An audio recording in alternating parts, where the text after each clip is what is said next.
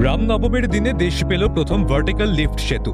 রবিবার রামনবমীর শুভ তিথিতে এই ভার্টিক্যাল লিফট সেতুর উদ্বোধন করলেন প্রধানমন্ত্রী নরেন্দ্র মোদী। এই উপলক্ষে আয়োজিত অনুষ্ঠানে উপস্থিত ছিলেন রেলমন্ত্রী অশ্বিনী বৈষ্ণব সহ বিশিষ্টজনেরা। পুরাণ মতে যে জায়গায় রাম সেতুর নির্মাণ হয়েছিল সেই রামেশ্বরমকে দেশের মূল ভূখণ্ডের সঙ্গে জুড়বে পাম্বান সেতু। এই পাম্বান সেতুর বিশেষত্ব হল এটি দেশের প্রথম ভার্টিক্যাল লিফট সেতু। সমুদ্রের ওপর নির্মিত এই সেতুতে একদিকে যেমন ট্রেন চলাচল করতে পারবে, তেমনি নিচের সমুদ্র দিয়ে জাহাজ চলাচলেও কোনো অসুবিধা হবে না। জানা যাচ্ছে তামিলনাড়ুর মূল ভূখণ্ডের সঙ্গে রামেশ্বরম বা ধনুষকোটির যোগাযোগের জন্য একটি সাধারণ সেতু রয়েছে, যার উপর দিয়ে যান চলাচল করতে পারে। এছাড়া ট্রেন চলাচলের জন্য রয়েছে পুরনো পাম্বান সেতু। তবে এই সেতুটি 2022 সালের পর থেকেই বন্ধ রয়েছে।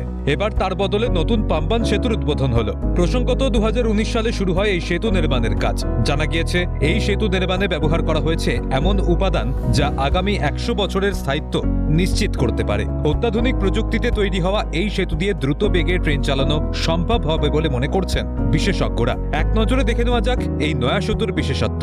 এই নয়া পাম্বান ব্রিজের দৈর্ঘ্য প্রায় 2.08 কিলোমিটার। দু প্রান্তের প্রায় 35 মিটার উঁচু স্তম্ভ থেকে সেই সেতুটিকে ঝুলিয়ে রাখা হয়েছে। সেতুর মাঝ বরাবর 72.5 মিটার লম্বা এবং 640 টন উলম্ব অংশ আছে। জাহাজ পারাপারের জন্য যা স্বয়ংক্রিয়ভাবে 17 মিটার পর্যন্ত উঁচু হয়ে যাবে। ক্যালকাটা নিউজ।